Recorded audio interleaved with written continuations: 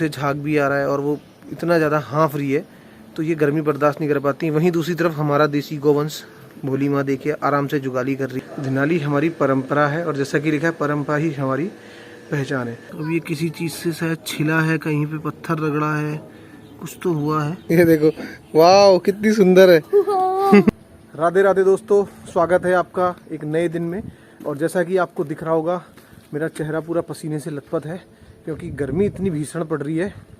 जब बरसात आती है तो हम कहते हैं गर्मी आ जाए, और अब जब गर्मी आ रही है तो कह रहे हैं कैसे ये गर्मी दूर हो जाए। तो दोस्तों मौसम की इसी आंख मिचोली में दिन कटते जा रहे हैं और गर्मी बहुत ज़्यादा है। मैं अभी जा रहा हूँ हल्द्वानी मम्मी को लेके, क्योंकि मम्मी को जाना है मामा जी के यहाँ। वहाँ 2-4 दिन में नामकरण है तो मैं उनको छोड़ने जाऊँगा और जाना है कार से। लेकिन कार आज थोड़ा प्रॉब्लम कर रही है क्योंकि उसकी बैटरी डाउन थी और मैं नई बैटरी डालना भूल गया। तो सेल्फ़ लेने में उसने बहुत परेशानी करी। 5 या 7 बार मैंने सेल्फ़ मारा तो गाड़ी स्टार्ट हुई।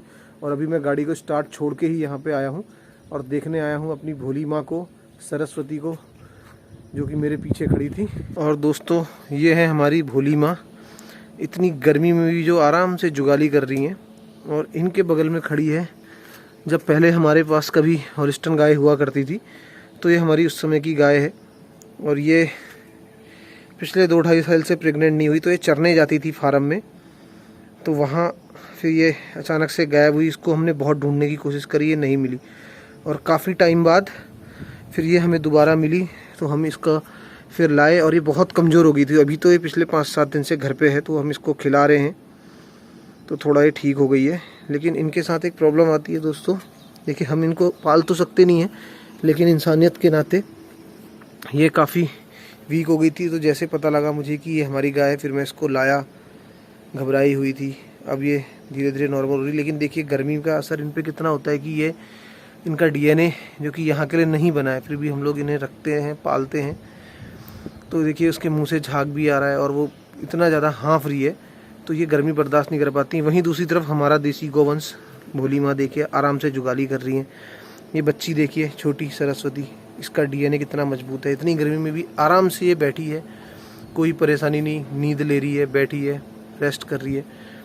तो हम टारगेट हमारा ये है कि इसको स्वस्थ करके फिर से दोबारा चरने के लिए भेजा जाए, क्योंकि पॉसिबल नहीं हो पाता है कि इतनों को घर पे रखें, फिर वो जो दूध नहीं दे रहे हों तो बहुत ज़्यादा प्रॉब्लम हो जाती है।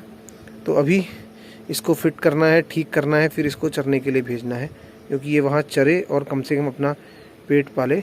और जब रास्ते ठीक हो जाएंगे फिर सारे ही घर आते हैं। और दोस्तों ये एक सबसे बड़ा मेजर ड्रॉबैक है पशुपालन में कि हम लोग समझते नहीं हैं कि कौन सा पशु किस जगह के लिए बना हुआ है। तो इनको पाल तो लेते हैं हम लोग हॉलिस्टन ब्रीड को, लेकिन ये हमारे एनवायरनमेंट के हिसाब से नहीं बनी। इसलिए ही ये दिक्कत आती है सबके सामने कि ये रिपीट करती हैं या रुकती नहीं हैं या हीट में नहीं आती हैं। तो ये बहुत बड़ा फैक्टर है। तो ये हम ज़रूर जानें कि कौन सा किस जलवायु के लिए बना है पशु, उसको ही पालें। तो दोस्तों आज हम आए हैं धिनाली में। जैसा कि धिनाली शब्द अगर जो पहाड़ी हैं, कुमाऊनी लोग हैं, वो जानते हैं धिनाली का मतलब होता है कि जब हम किसी से पूछते हैं कि धिनाली क्या है तो उसका मतलब होता है कि आपके घर में दूध देने वाले क्या हैं, दूध दही कुछ है या नहीं है। धिनाली हमारी परंपरा है और जैसा कि लिखा है परंपरा ही हमारी पहचान है। तो ये इसका संचालन करते हैं उमेश चंद्र भट्ट जी, हमारे बड़े भाई जानने वाले हैं। तो ये उनका प्लांट है, चिलिंग प्लांट बनाया है। यहाँ घी, दही, मक्खन, दूध, पनीर और खोया सभी चीज़ें बनती हैं। और यहाँ पे अभी काम चल रहा है। अभी क्या तैयार कर रहे हो? तो ये मट्ठा तैयार हो रही है गर्मी के हिसाब से, और भी सारी चीज़ें यहाँ तैयार होती हैं। बहुत बड़ा प्लांट है।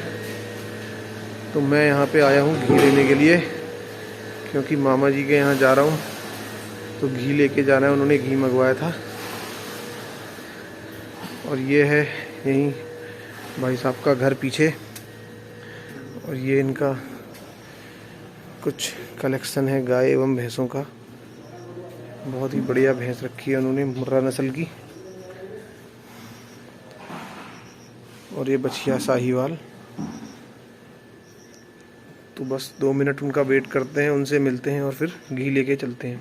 तो अभी भाई साहब को लगेगा टाइम, तो मैं घी लेके जा रहा हूँ आधा किलो के 2 डब्बे। अभी वो नाश्ता कर रहे हैं, वो कह रहे टाइम लगेगा। तो गाड़ी मेरी स्टार्ट है, उसमें बैटरी की दिक्कत है, तो मैं ये लेके जा रहा हूँ। और दोस्तों आपको पूरा वीडियो जल्दी ही दिखाऊंगा इस प्लांट का। बहुत ही ज़बरदस्त काम कर रहे हैं भाई साहब।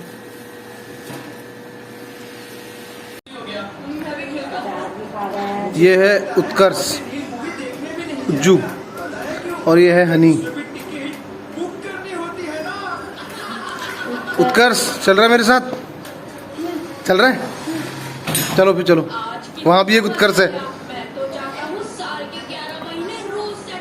खेलोगे दोनों जने? चल रहे हो, चल रहे हो? चलो फिर, चलो तैयार हो जाओ।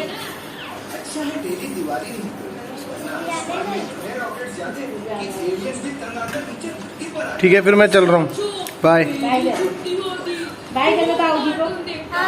दोस्तों देखिए कितनी सुंदर तितली है, ये मच्छरदानी में बैठी है और आराम से जब हवा चल रही है तो ये भी हवा खा रही है।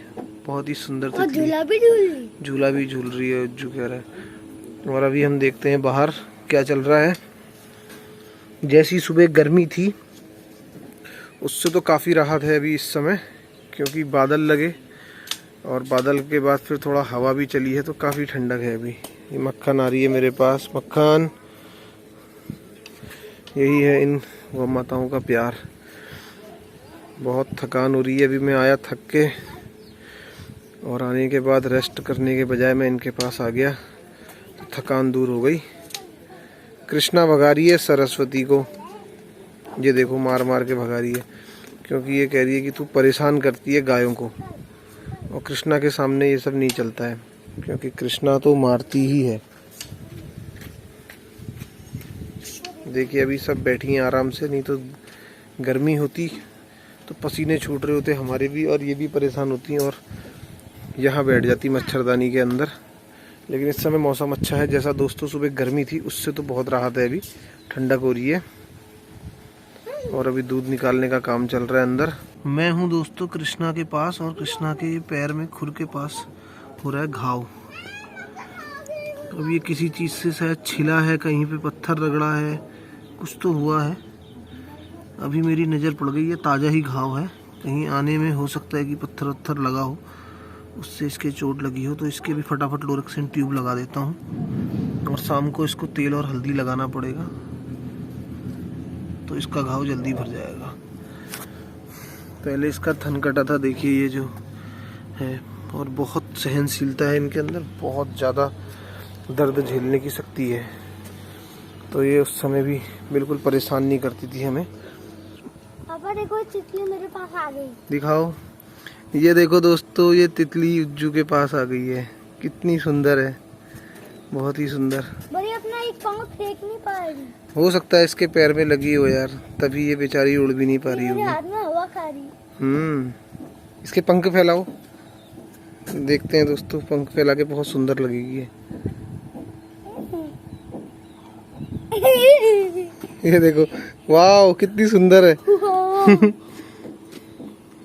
उड़ा दो। बहुत ही सुंदर तितली है। ये उड़ नहीं पा रही। इससे पहले कि मक्खियां लगने लगे दोस्तों, ट्यूब लगा देते हैं हम कृष्णा के। बस कृष्णा, बस बस बस लगा दी है।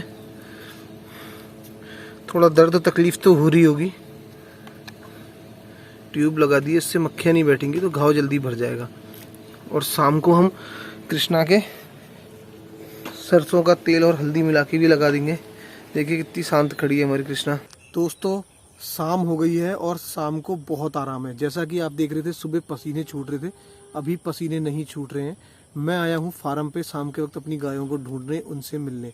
गाय तो यहाँ नहीं है, काफ़ी आगे हैं, लेकिन आपको दिखाना चाहूँगा पीछे। अगर आप थोड़ा सा जूम करें तो देखिए यहाँ हिरन की प्रजाति जो होती है, एक नील गाय होती है, हिरन की ही प्रजाति में आती है वो। तो देखिए नील गाय भी यहाँ पहले तो सबको देख के भागती थी, लोगों को देख के, और आज उनका बहुत बड़ा झुंड है जो कि यहाँ आराम से निडर होकर चरता है। अगर हम पास जाएंगे थोड़ा तो वो हो सकता है कि यहाँ से भागे, लेकिन अभी बड़े आराम से चर रहे हैं। गाय भैंस जितने भी इस समय यहाँ पशु हैं सब बहुत आराम से चरते हैं, सबका पेट भर रहा है। और खुशी होती है कि ऐसे जंगली जीव भी जो कि पहले इंसानों को देख के भागते थे, आज वो आराम से यहाँ चर रहे हैं। तो ये भी प्यार के भूखे हैं। अगर यहाँ भी लोग इनको मारते, भगाते या इनकी हत्या करते तो ये भी यहाँ नहीं टिकते, ये भी भागते। तो ये इंसान के और जो पशु हैं उनके बीच का प्रेम यहाँ पे दिखता है, जो कि हमें ये दर्शाता है कि हमें भी प्यार से मिलके रहना चाहिए। और दोस्तों, जितना हो सकता है आप नॉन वेजिटेरियन ना होके वेजिटेरियन बने, शाकाहारी भोजन का इस्तेमाल करें, जो कि काफ़ी सारी बीमारियों को दूर करता है। और अपने घर में ऐसे भोजन का उपयोग करें जिसमें केमिकल कम पड़ा हो, ऐसा अनाज पैदा करें जिसमें कि कम केमिकल हो। तो मेरा कहने का मतलब है कि खेती भी ऐसी हो कि जिसमें केमिकल ना हो, केमिकल रहित हो। उससे बीमार नहीं होंगे, स्वस्थ रहेंगे। और स्वस्थ होगा भारत तो स्वस्थ होगा शरीर, स्वस्थ होगा मन, तभी करेगा देश हमारा तरक्की। इसी के साथ आपको एक और जानकारी देना चाहूँगा कि गौ माता, जिसको कि राष्ट्रीय पशु का दर्जा मिला है, हमारी माता है, उसकी रक्षा करें, उसकी सेवा करें, जितना हो सकता है अपने देसी गौवंश को बढ़ावा दें। इसी के साथ इस वीडियो को अंत करता हूं और आपसे उम्मीद रखता हूं कि आप मेरे वीडियोस को लाइक करेंगे, अच्छे अच्छे कमेंट करेंगे, चैनल को सब्सक्राइब करेंगे और शेयर करेंगे। राधे राधे, जय गौ माता, जय गोपाल।